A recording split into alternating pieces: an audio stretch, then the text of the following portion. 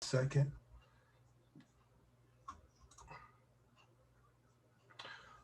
All right, good evening, everyone, and thank you so much for being on the prayer call line as well as the YouTube channel for the Faith Church. And in observance of the season of Lent, we're going to continue to look at the book, 31 Minutes and 31 Days of Prayer. And day 2 says, what does prayer mean to God? What does prayer mean to God? The text says, for the eyes of the Lord are upon the righteous, those who are upright and in right standing with God, and his ears are attentive to their prayer. But the face of the Lord is against those who practice evil, to oppose them, to frustrate and defeat them.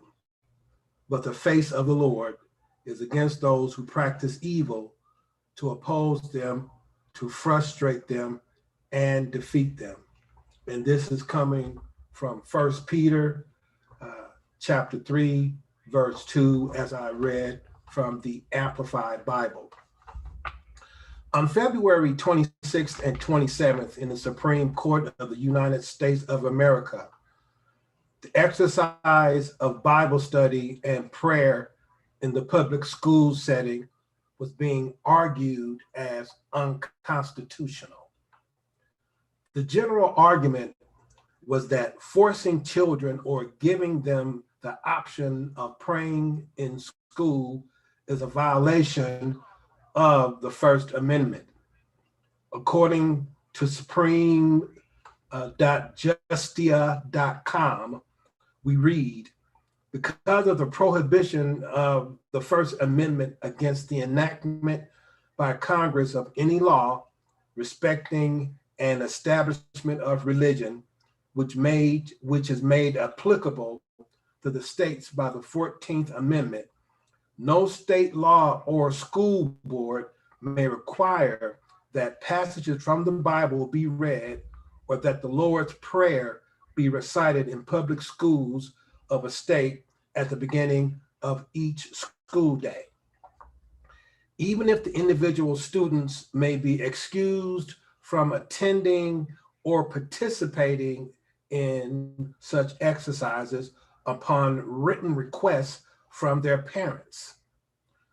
From this point on, prayer became a non-event in the public schools. I am not advocating that parents leave this responsibility to the public schools. However, prayer lost a powerful secular advocate when public schools were not allowed to pray or teach students about prayer. We know that God is attentive to our prayers. However, what is not up for debate is if God is listening to the prayers of other people.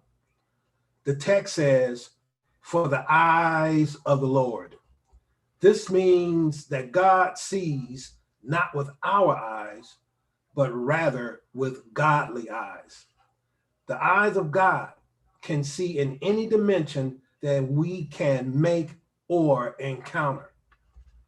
Moreover, because these are the eyes of God, the eyes can see whomever they need to see.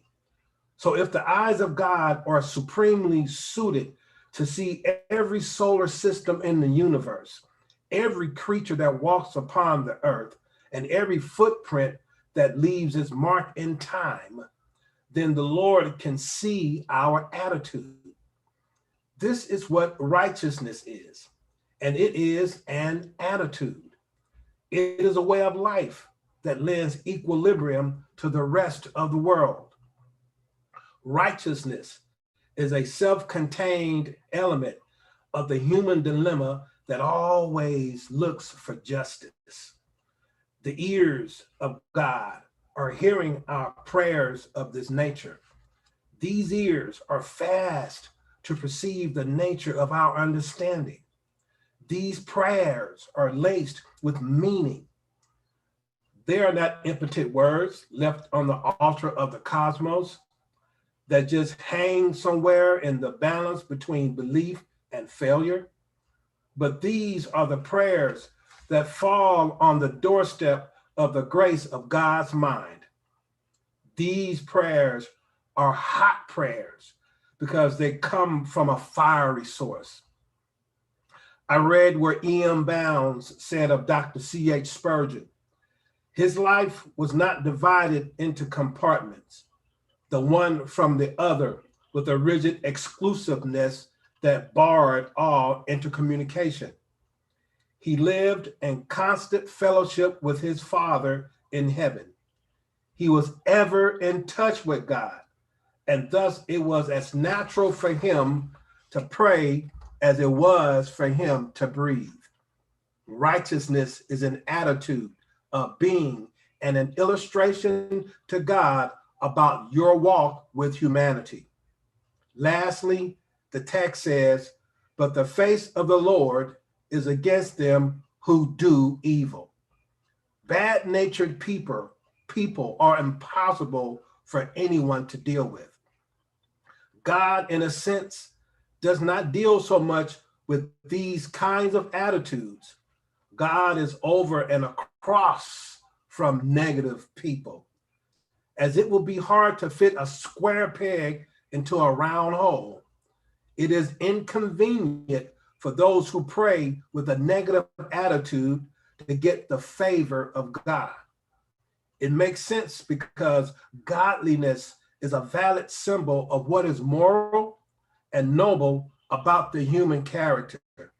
So, if God would not accommodate disharmonious attitudes encased with the minds of some people, then it makes sense for God to give the prayers of positive people priority over those who have negative attitudes. Let God see and hear our attitude before our verbal requests are known, and watch and hear God strengthen your prayer life. Thoughts and questions to consider. Do I honestly believe that God is watching the type of lifestyle that I lead in relationship to my prayer life?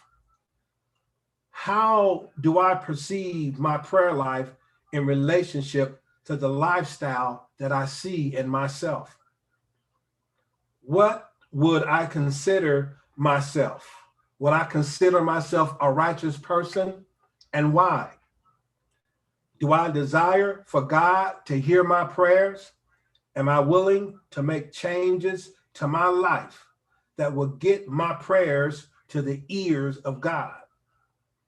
When it comes to living a righteous lifestyle, do I consider the well-being of others before that of mine?